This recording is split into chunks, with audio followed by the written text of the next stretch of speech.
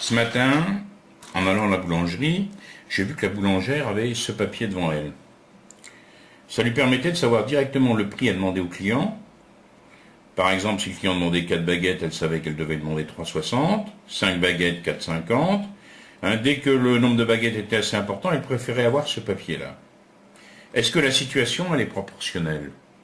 Oui, on a deux grandeurs, le nombre de baguettes et le prix en euros. Si j'achète 2 fois plus de baguettes, je sais que je paierai 2 fois plus.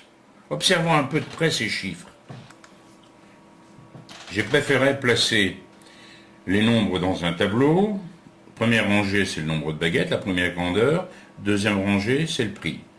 Ce tableau s'appelle un tableau de proportionnalité. Pourquoi? Parce que je sais que la situation est proportionnelle, comme on le disait tout à l'heure.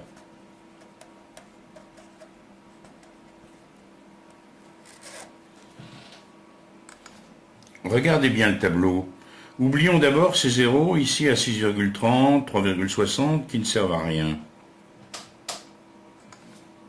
Oubliez même ici la virgule. On a 4, 5, 6, 7, on a 36, 45, 54, 63. Cela ne vous rappelle rien? 4 x 9, 36, 5 x 9, 45, 6 x 9, 54.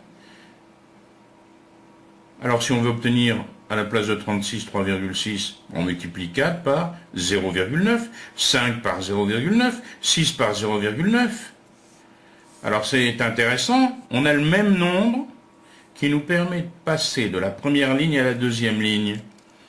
On va l'écrire sous forme d'opérateur, ce nombre 0,9. Un opérateur multiplié qui nous permet de passer de la première ligne à la deuxième ligne. 4 x 0,9, 3,60. 5 x 0,9, 4,5.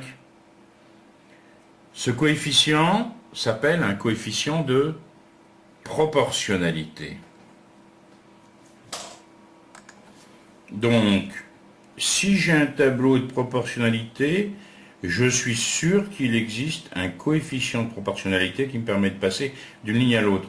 Pour passer de la première à la deuxième, j'ai multiplié par 0,9. Pour passer de la deuxième à la première, qu'est-ce qu'on pourrait faire? Eh oui, diviser par 0,9.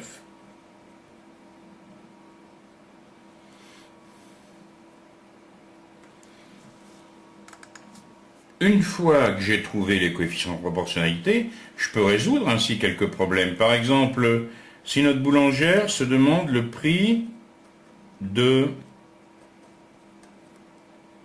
13 baguettes,